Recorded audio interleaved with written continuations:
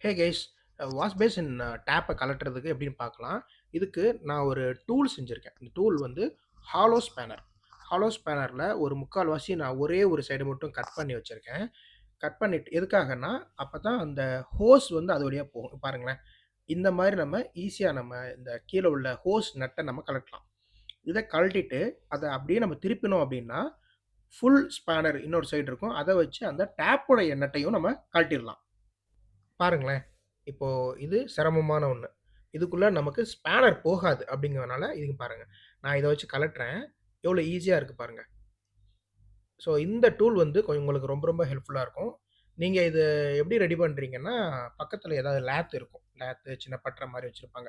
Spanner நீங்களே வாங்கி கொண்டு போய் அவங்கள்ட்ட அந்த கட் பண்ணி கேட்டுக்கிட்டீங்கன்னா, அவங்களே கட் பண்ணி குடுப்பாங்க. என்னடா இவ்ளோ கிட்டக்க வந்துருக்குற? கரெக்ட்டா இருக்கா? கரெக்ட்டா இருக்குதா? சரி, ஓகே. இப்ப நம்ம இதுக்காக ஒரு எக்ஸ்டென்ஷன் 4 இன்ச் எக்ஸ்டென்ஷன் நிப்பில் ஒண்ணு வாங்கியிருக்கேன் பாருங்க. இத நம்ம ஆட் பண்ணிக்கலாம். ஆட் பண்ணிட்டு, இத நான் அந்த நம்ம டேப்ல உள்ள ஹோல்ல குடுத்தோம்னா, நமக்கு கொஞ்சம் லென்த் கிடைக்கும். இந்த லென்த்ல பார்த்தீங்கன்னா, அ பாருங்க, ஒரு வாஷர் வச்சு ஒரு ஒரு 1 இன்ச் அ பிவிசி பைப் எக்ஸ்டென்ஷன் குடுத்துருக்கேன். இப்ப நமக்கு நம்ம ஈஸியா நட்டு மாட்டிக்கலாம். இது ஒரு ஆப்ஷன். இப்போ வாஷர் கிடைக்கல அப்படிங்கிற பட்சத்தில நம்ம ஒரு கப்ளிங் யூஸ் பண்ணி பண்ணலாம். இப்ப இது இது வந்து 1 இன்ச் பைப்பு. நான் 1 1/4 இன்ச் கப்ளிங் போட்டேன்னா, அந்த ஹோல கவர் பண்ற மாரி வரும். அந்த ஒரு ஆப்ஷன்லயும் நம்ம இப்படி ஒண்ணு பண்ணலாம். இப்படி இன்னொன்னு ஒரு ஆப்ஷன் வச்சிருக்கேன். 3 ஆப்ஷன். என்னன்னா, இன்னுமே ஒரு 4 இன்ச் நம்ம எக்ஸ்டென்ஷன் பண்ணிக்கலாம்.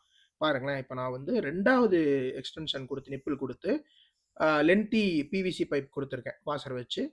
இப்போ பாருங்க, இன்னும் வந்து நமக்கு ஈஸியா இருக்கு. இத நம்ம எப்படி கரெக்ட்டா மாட்டுறது அப்படின்னு பார்த்தீங்கன்னா, 2 நிப்பிலுக்கும் நான் அந்த டெஃப்ளான் டேப் இந்த லீக்கேஜ் ஆகாம இருக்கிறதுக்காக டெஃப்ளான் டேப் போட்டுட்டேன்.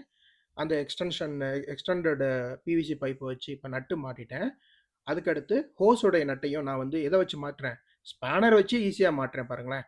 இது ரொம்ப நமக்கு கன்வீனியன்ட்டா இருக்கும். இந்த ஒரு மெத்தட். இப்படி யூஸ் பண்ணி பாருங்க. உங்களுக்கு ரீப்ளேஸ் பண்றது ரொம்ப ஈஸியா இருக்கும்.